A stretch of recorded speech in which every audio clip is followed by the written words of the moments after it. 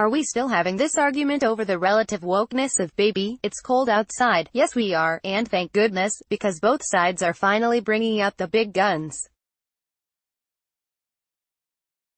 On the left, we have John Legend and Ruby Turner, who think it's perfectly alright to change the lyrics to reflect them. On the right, we have Deanna Martin, the daughter of the man who made the most popular version of the Frank Loesser original, Sheila Ferguson, and Piers Morgan. Regardless of where you fall on this question, the 6+ minutes of Morgan's righteous ranting and Good Morning Britain's incompetence at making a video call makes this clip a classic too. But Deanna Martin, the daughter of legendary crooner Dean Martin, who recorded perhaps the most popular version of the song, is critical of the changes. In an interview with the UK TV show Good Morning Britain, she calls the idea absolutely absurd. "You do not change the lyrics to the song," Martin said. "He's made it more UAL with those words, and I think what he's done is, he's stealing the thunder from composer Frank Loesser's song and from my dad. He should write his own song if he doesn't like this one, but don't change the lyrics. It's a classic, perfect song. My dad would say it's absurd.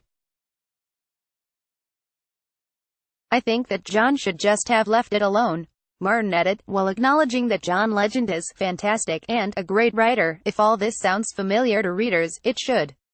This debate first popped up in 2016, even before Harvey Weinstein Catalyst 4. This is destined to be a seasonal tradition, in which purists on both sides make everyone else miserable, like talking politics over Thanksgiving dinner.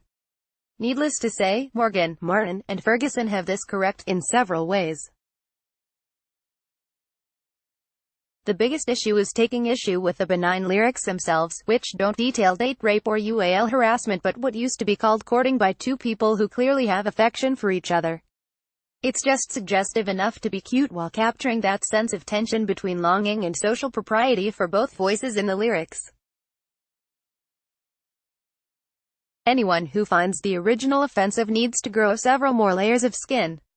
But if Legend and others don't like the song, hey, that's their choice, so why not just ignore it?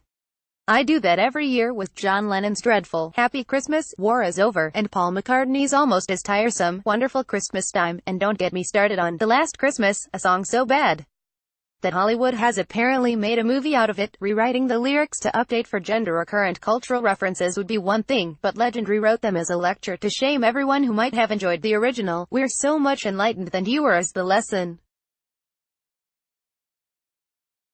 Well, bah humbug to that and to all the rest of Thomas Bowdler's intellectual descendants.